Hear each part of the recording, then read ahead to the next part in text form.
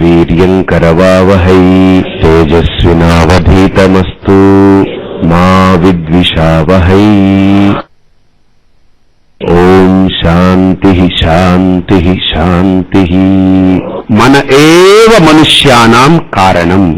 అసలు మహర్షులు ఈ ఫిజికల్ మ్యాటర్ని ఎక్కువగా పట్టించుకోరండి. ఇది ఫిజికల్ మ్యాటర్, ఇది రోజు రకరకాలు మన చేతుల్లో లేకుండా మారిపోతూ ఉంటుంది. 20 ఏళ్ళప్పుడు నేను ఇలా లేను, 20 ఏళ్ల క్రితం. ఇప్పుడు 39, ఇంకో 10 ఏళ్ళు పోతే ఇలా ఉండను, మళ్ళీ 10 ఏళ్ల తర్వాత ఇంకోలా ఉంటాను. మన చేతుల్లో లేదు. కానీ మన చేతుల్లో లేదు, ఇది ప్రకృతి ధర్మాన్ని అనుసరించి ప్రోగ్రామ్డ్ అనమాట. ఇది ఇలా వెళ్ళిపోతుంది. కానీ మన చేతుల్లో ఉండేది, మనదై ఉండేదేంటి? మనస్సు. మనం దాన్ని పట్టించుకోం. దీన్ని పట్టించుకునే ప్రయత్నాలు, దీని మీద పెద్ద ఎక్సర్సైజ్. ముసలితనం అవపడకూడదని దీని మీద పెద్ద ప్రయత్నం. అవపడకుండా ఎలా ఉంటుంది చెప్పండి? ఎక్కడో చోట, ఇప్పుడు సపోజ్ ఇతన్ని 35-40 ఏళ్ళు అనుకుంటాం, అతనికి 65 ఏళ్ళు అనుకోండి. సార్ వాకింగ్కి వెళ్తామా అని అడిగాడు. వీడేమో 40 ఏళ్ళు వాడు అనుకున్నాడు. వీడికి 65-70 దగ్గర వచ్చింది. అంత యంగా తయారయ్యాడు. మొత్తం మీద అబ్రాడ్ వెళ్ళి అది పెట్టి ఇది పెట్టి అంతా చేశాడు. సార్ వాకింగ్కి వెళ్తామా అన్నారు. ఓకే అన్నాడు. డౌట్ వచ్చింది, ఏంటి ఇలా మాట్లాడుతుంది, 30-40 ఏళ్ళు అంటే సాలిడ్ గా పంచ్ ఉండాలి మాటలు. ఫోన్లో ఏదో పాపం లోపల నాకు కఫం పట్టిందేమో. వాకింగ్కి వెళ్తుంటే వీడంటాడు, ఏం సార్ పదంగా నీకు చేతులు పట్టుకుని పరపర ఇడుస్తుంది, చచ్చిపోతే అప్పుడు బయటపడుతుంది. బయట పడకూడదు అని మనం అనుకోవడం కరెక్టే, కానీ బయట పడిపోయాయి, ఇంకేమిటి పడకూడదు. బాబు ఆయన్ని జాగ్రత్తగా తీసుకెళ్ళరా నాయన, నాకుండేది వీడు ఒకడే, ఇంకెవరు నా మాట వినట్లేదు ఇంట్లో. మెల్లగా ఆవిడనింది, ఓహో వీడు భారతీయుడు అనమాట. వీడు ఇప్పుడు అర్థమైంది, వీడు భారతీయుడు. ఇక్కడ ఆయన కాన్సెప్ట్ ఏంటంటే, ఇప్పుడు ఫిజికల్ బాడీని పక్కకు పెట్టి, అంటే మనల్ని దాని యొక్క పరిధిని, దాని యొక్క ఘనత్వాన్ని, దాని యొక్క డెన్సిటీ, దాని యొక్క గ్రాసిటీ అది చూసి పక్కన పెట్టి సటిల్ గా ఉండేది, చాలా వాల్యుబుల్, చాలా ప్రెషియస్. సెమీ ప్రెషియస్ కాదు, దిస్ ఈజ్ సెమీ ప్రెషియస్, కానీ అది ప్రెషియస్, ఒరిజినల్. అది వా, ఆ మనస్సు చాలా గొప్పదని. మనస్సు కంటే గొప్ప వస్తువు పరికరం ఈ లోకంలో నేను చెప్తున్నాను. భగవంతుడు లేడు, దెయ్యము లేదు. అవ్వాలనుకుంటే దైవం అవుతుంది, లేదనుకుంటే దెయ్యం అవుతుంది. మనసే రెండుగా బిహేవ్ చేస్తుంది. రెండు అనుకుంటున్నాం, లక్షలు కుప్పలు తెప్పలుగా బిహేవ్ చేస్తుంది. మీరు ఎలా చెప్పండి? మీరు ఒక స్క్రిప్ట్ ఇవ్వండి, బ్రహ్మాండంగా జీవించేస్తుంది. ఈ శరీరం ఇంకోలా బిహేవ్ చేయమంటే చేయలేదు. ఇప్పుడు సపోజ్ చూడండి, స్త్రీ వేషం వేసి శరీరంలో కొన్ని అవయవాలు కనపడకుండా కప్పిపుచ్చి స్త్రీలాగా తయారు చేసి చేయించవచ్చు, కానీ శరీరం మార్పు చెందదు. కానీ స్త్రీగా నటించేది ఎవరు? మనస్సు. స్త్రీగా మనస్సు మారిపోతుంది, కానీ శరీరం మారదు. పురుషుడుగా శరీరాన్ని ఒక నటన మేకప్ చేసి యాక్ట్ చేయించవచ్చు, పురుషుడుగా మనస్సు మారిపోతుంది, కానీ శరీరం మారదు. ఇంకెలాగో పురుషుడిగా మారిపోయావు, ఇంకెందుకు లేని ఇప్పుడు వాడు అని పిలవు. స్టేజ్ నుంచి వచ్చిన తర్వాత ఆవిడే, వాడే. కానీ మనస్సు ఎన్ని రూపాలనైనా పొందగలదు, ఎన్ని భావాలనైనా పొందగలదు. ఎందుకు తెలుసండి? వాస్తవం ఏంటో తెలుసా? దానికంటూ ఒక రూపం లేదు కనుక. దానికి నిర్దిష్టంగా ఒక రూపం ఉంటే, పరిపూర్ణానంద అంటే ఇదిగో ఇది. ఇంకా ఈ రూపం వచ్చేస్తే ఇంకో రూపానికి దీనికి మధ్య భేదం వస్తుంది. ఇది ఇంకో రూపాన్ని పొందలేదు, ఒక రూపమే, దట్స్ ఇట్. కానీ మనస్సు ఎన్ని రూపాలైనా పొందగలుగుతుందంటే అర్థమేంటి? దానికంటూ ఒక రూపం లేదు. ఒరే, నీ మనస్సుకే ఒక రూపం లేదు, ఎన్ని రూపాలైనా పొందగలిగినప్పుడు భగవంతుడికి కూడా ఏ రూపము లేదు, నువ్వు ఏ రూపంతో అయినా ఆరాధించుకోవచ్చు. అందుకని అన్నమయ్య కూడా ఎంత మాత్రమున ఎవ్వరు తలచిన అంత మాత్రమే నీవు. ఎందుకని? వాడికి ఒకటంటే నిర్దిష్టంగా లేదు కనుక ఎవరు ఎలా తలచినా శైవులు నిన్ను కొలుతురు శివుడని భక్తితో, అలరి పొగడుదురు కాపాలికులు ఆది భైరవుండనుచ్చు. నిన్ను ఎవరు ఎలా ఆరాధించినా నీకు ఆ ఆరాధన, నీ స్థితి అది. కాబట్టి ఇక్కడ ఒక చిన్న కాన్సెప్ట్ చూడండి. ఇక్కడ ఆయన స్విచ్ ఓవర్ చేస్తున్నారు, చిన్న షిఫ్ట్ ఇస్తున్నారు ఆయన. ఆ షిఫ్టింగ్ ని మీరు సరిగ్గా అర్థం చేసుకుంటే ఎంత ఆనందం కలుగుతుంది. ఆయన అంటారు, ఈ గ్రాస్ మ్యాటర్ తోటి. ఇది ఒక మ్యాటర్. ఇది మ్యాటర్ అంటే ఏంటి? మ్యాటర్ అంటే ఏంటి తెలుగులో? పదార్థం. మ్యాటర్ అంటే ఏంటి? పదార్థం. That is the matter. This is matter, that is the matter. అంతే. ఇదో పదార్థం. ఈ పదార్థాన్ని కొద్దిగా పక్కకు పెట్టి లోపల యథార్థం దగ్గరికి ప్రవేశం చేస్తా. ఆయన లోపలికి తీసుకెళ్తున్నారు. ఆయన అంటున్నారు, ఇప్పుడు నీ ధ్యానం చేస్తున్నావు కదా, నీ ధ్యానంలో ఎలా జరగాలి? ఆ ధ్యానం లోపల ఒక రూపాన్ని పెట్టుకుని ధ్యానం చేస్తే, నో డౌట్, ఒక నామాన్ని, ఒక రూపాన్ని, నామాన్ని ఉచ్చరిస్తూ రూపాన్ని ధ్యానం చేస్తే నీ మనస్సుకి తెలుసు, బాగా తెలుసు నీ మనస్సుకి, ఈ నామము వాడిచ్చింది, ఈ రూపము బయట నేను గుర్తించింది. కాబట్టి బయట నుంచి వచ్చాయి కనుక దాని మీద దానికి ఎక్కువ మక్కువ ఉండదు. వాళ్ళు వచ్చారనుకోండి, టిఫిన్ పెడతాం, మాట్లాడతాం, వాళ్ళతో మాట్లాడతాం, బయలుదేరతారండి, సరే వెళ్ళండి అంటాం. అదే భార్య వచ్చిందనుకోండి పుట్టింటి నుంచి, మాట్లాడి కూర్చోబెట్టి బయలుదేరతావని అంటావా? కొడుకులు స్కూల్ నుంచి వచ్చారనుకోండి, బయలుదేరతావని అంటావా? అనం. ఎందుకని? వీళ్ళు బయలుదేరరు, వీళ్ళు నా వాళ్ళు, నాతోనే ఉండేవాళ్ళు. కాబట్టి మనస్సుకి బాగా తెలుసు బయట నుంచి వచ్చింది ఎంత త్వరగా పంపించేస్తే అంత హాయిగా ఉంటుంది. కొంతమంది వస్తారు ఇంటికి, వాళ్ళు ఏసీ అని వేసి కూర్చోబెట్టి కదలరు, మనం పొమ్మనిలేం. అందుకని మనస్సుకి బాగా తెలుసు మనం అంటే వాళ్ళని పొమ్మనిలేం, మొహమాటం. కానీ మనసుకి ఏమైనా మొహమాటమా? దేవుడైనా సరే, దెయ్యమైనా సరే, నారాయణుని నువ్వు చెప్పావు కనుక 2 సార్లు చూస్తుంది, వెళ్ళి పడిపోతుంది. అని ఎందుకంటే బయట నుంచి వచ్చింది నీ గురించి అలా కూర్చోదు. అది సెల్ఫ్ పనిష్మెంట్ ఇచ్చుకోదు. మనకు మొహమాటాలు, దానికి మొహమాటం ఎందుకు? It is very pure and fair గా ఉంటుంది మనస్సు. మీరు చూడండి, మనం పొరపాట్లు చేయాలని మనం నిర్ణయించుకుంటాం, కానీ మనసు చెప్తుంది ఇది పొరపాటు, ఓపెన్ గా చెప్తుంది, నిష్పక్షపాతి చెప్పదండి. మనం ఒక అబద్ధం ప్రిపేర్ చేసుకున్నాం అనుకోండి, ఇది అబద్ధం చెప్పేస్తుంది. మళ్ళీ లోపల మన సంస్కారం మనల్ని అబద్ధం వైపుకు లాక్కెళ్తుంది. దెబ్బతిన్న తర్వాత ఆలోచిస్తుంటాం, నేను ముందు అనుకున్నానండి, అలా చేసుంటే ముందు లోపల చెప్పింది, నేను చెప్పాను కదా రాఘవ, నీ ఇష్టంకి వెళ్ళావని. కాబట్టి లోపల it is clean, it explains, it expresses, clear గా ఉంటుంది, ట్రాన్స్పరెంట్ గా. మనం పొల్యూట్ చేస్తుంటాం దాన్ని. అలాగని దాని మనసుకి తెలుసు, ఈ నామం ఎవరో ఇచ్చారు బయట వాళ్ళు, రూపం నేను గుర్తించింది బయట నుంచి. కాబట్టి నామరూపాల్ని నేను చెప్పాను కనుక నా మనస్సు కనుక నా మాట ఖండించకుండా ఓకే. చూడండి, ఆ మనస్సుని ఇక్కడ రమణ మహర్షి అంటారు, తనది కాని దాని మీద తన్ని పెట్టే ప్రయత్నం చేస్తూ ఉంటే ఇదే దెబ్బతింటూ ఉంటాం. తనదైన దాని మీద పెట్టే ప్రయత్నం చేస్తే నీ ప్రయత్నం కూడా హాయిగా వెళ్ళిపోతుంది అంటూ ఆయన అంటారు. ఇక్కడ ఒక చిన్న మాట చెప్తారు, భేదభావనా సోహమిత్యసౌ. ఏమండి, ఇప్పుడు నేను చెప్పేది మీరయ్యింది కాబట్టి మీరు వదిలేసుకోకండి. చెప్పారు కదండి మాది కాంది, మాకు ఉండమన్నా ఉండదని, మీరు చెప్పేవన్నీ మాది కాదులేండి అని 2 గంటలో గంటన్నర మాదేం కాదని కూర్చున్నారంటే నేనేం చేయలేనండి. నేను చెప్పేది ఎవరి గురించి? అందుకని ఐఎమ్ వెరీ కాన్ఫిడెంట్. నేను రాముడి గురించి మాట్లాడితే మీరు మిస్ అవ్వచ్చు, కృష్ణుడి గురించి మాట్లాడితే మిస్ అవ్వచ్చు, శివుడి గురించి మాట్లాడితే మిస్ అవ్వచ్చు, అమ్మవారి గురించి చెప్తే మిస్ అవ్వచ్చు, కానీ మీ గురించే చెప్తే మీ మనస్సు మిస్ అవ్వనివ్వదు. ఎందుకని తన గురించి వాస్తవమైన జీవితాన్నే మనం అధ్యయనం చేసి ఆ అనుభూతి పొంది ఆస్వాదించి ఓ స్థాయికి ఎదుగుతున్నప్పుడు గ్రంథాల గురించి ఇంకెంతైనా బాగా చెప్పుకోవచ్చు. కానీ ఎందుకు గ్రంథాలను అంత కాన్ఫిడెంట్ గా తీసుకున్నానంటే, రామాయణం ఎప్పటికీ అలానే ఉంటుంది, కానీ మీ మనస్సు ఎప్పుడు ఒకేలా ఉండదు.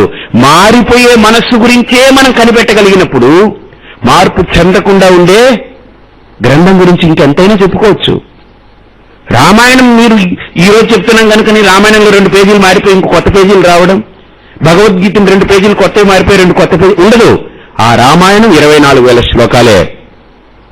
ఆ రాముడు అలానే ఉంటాడు అక్కడ, ఆ సీత అలానే ఉంటుంది. కానీ నేను అలా ఉండను, రాముల్లా ఉండాలనుకుంటాను, వెంటనే రావణాసురుడు వచ్చేస్తుంటాడు. చిచ్చి, రావణాసురులా ఉండకూడదు, విభీషణుల్లా ఉండాలనుకో, వెంటనే ఆంజనేయ స్వామి అయిపోతుంటాను. కానీ రామాయణంలో రావణాసురుడు రాముడవ్వడు, రాముడు రావణాసురుడవ్వడు, ఆంజనేయులు ఇది ఎవరి పాత్ర వాడితే. కాబట్టి హాయిగా చెప్పుకోవచ్చు. కానీ ఇక్కడ నా గురించి చెప్పడమే కష్టం. ఎందుకంటే నేను ఎవరిలా ఉండాలనుకుంటానో అలా ఉండకపోవచ్చు, ఇంకోలా వ్యతిరేకంగా ఉండొచ్చు. అందుకని నాకు చాలా బ్రెడ్ అండ్ బటర్ ఇది.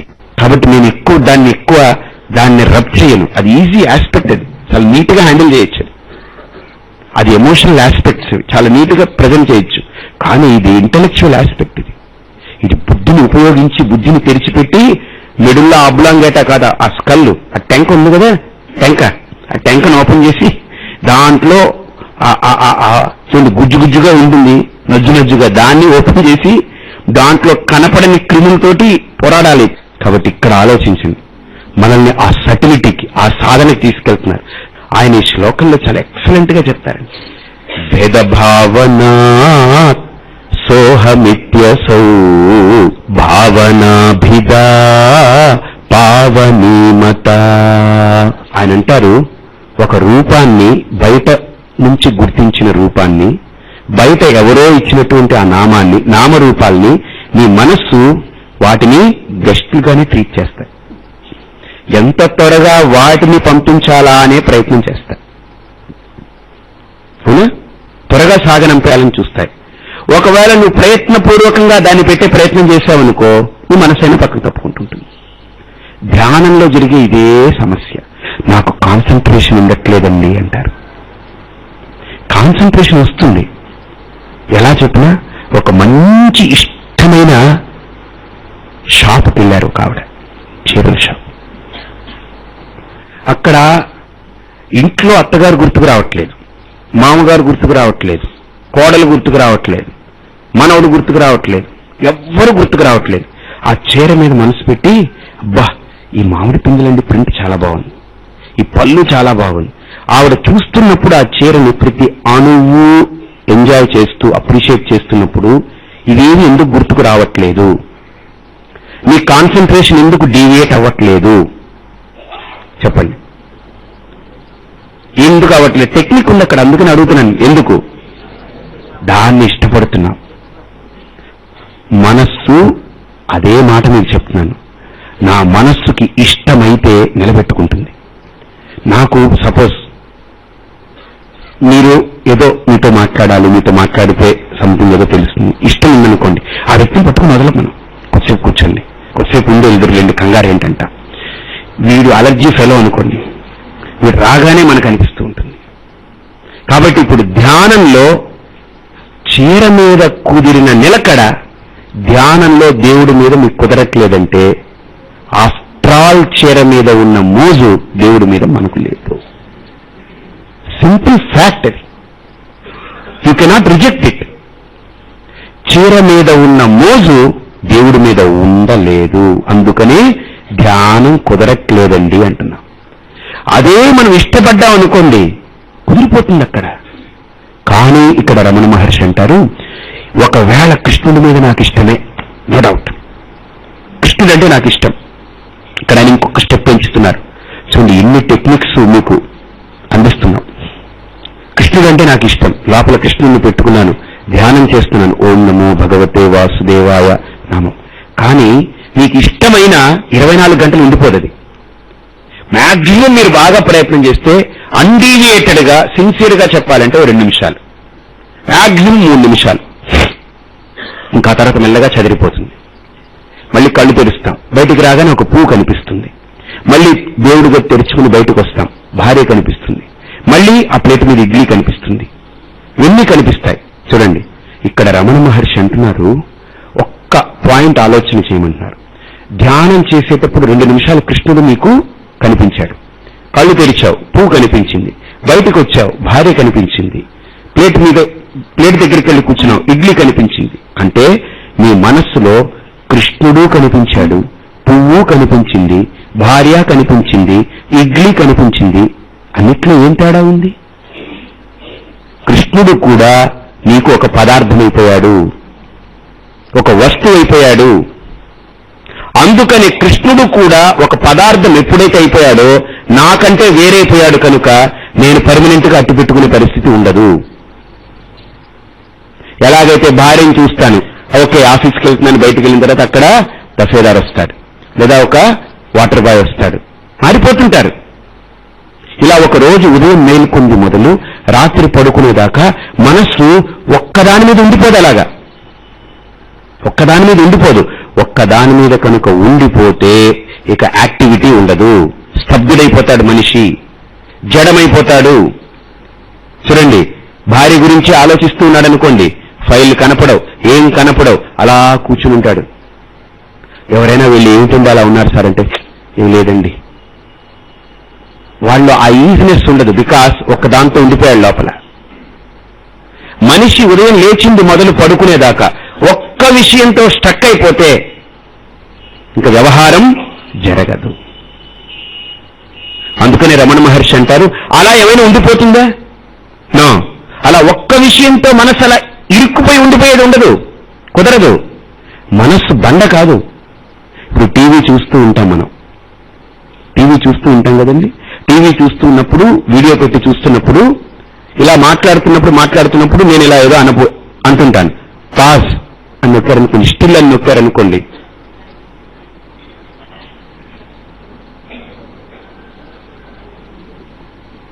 ఇలా ఎంతసేపు ఉంటుంది? మీరు మళ్ళీ ప్లే నొక్కేదాకా. అది యంత్రం, అలా ఉంచుకుంటుంది. కానీ ఇది యంత్రము, మంత్రము, తంత్రము, కుతంత్రము, స్వతంత్రము, అన్నీ ఇందులో ఉన్నాయి. ఇది అలా ఉండలేదండి. ఇది చలించిపోతూ ఉంటుంది. అలా పాస్ చేసి స్టిల్ చేసి ఉంచేదానికి అవకాశం కుదరదు.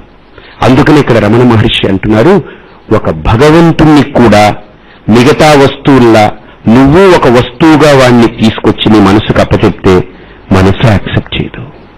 కొంతసేపు యాక్సెప్ట్ చేస్తుంది. ఇడ్లీ తిన్నంతసేపు ఇడ్లీ గురించి ఆలోచిస్తుంది, భార్య ఉన్నంతసేపు భార్య గురించి, తర్వాత వదిలేస్తుంది. కానీ ఇక్కడ రమణ మహర్షి అంటారు, ఇది సాధన కాదు. నా నిజస్థితే, నా స్వస్థితి నాకు సాధన, నా యథార్థ స్థితి నాకు సాధన.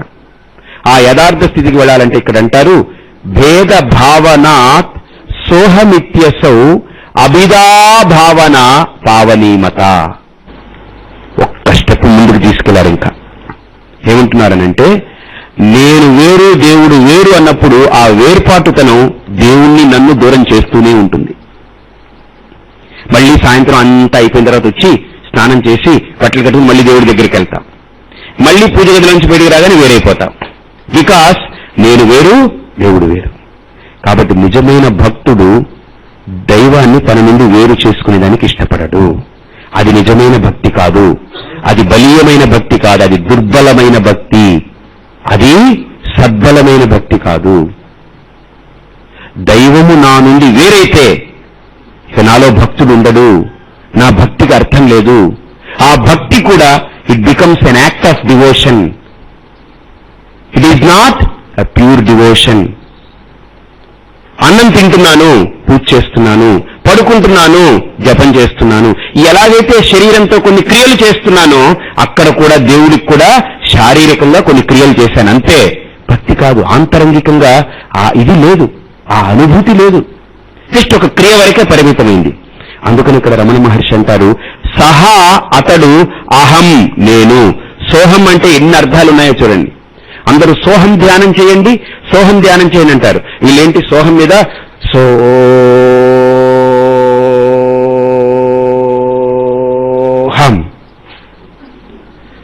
సోహం.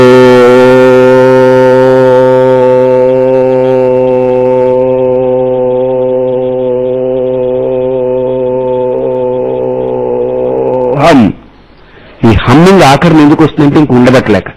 ఆకరణ హమ్మింగ్ వస్తుంది కదా, హమ్ అని. అది ఎందుకు వస్తుంది? ఇంక గాలి ఉండబట్టలేక హమ్. ఒకసారి దూకుతాడు కిందకి, సో అని పైకి వెళ్తాడు, ఇంక పైన ఉండడానికి అవకాశం లేదు, ఒక్కసారి కిందకి దూకుతాడు హమ్ అని.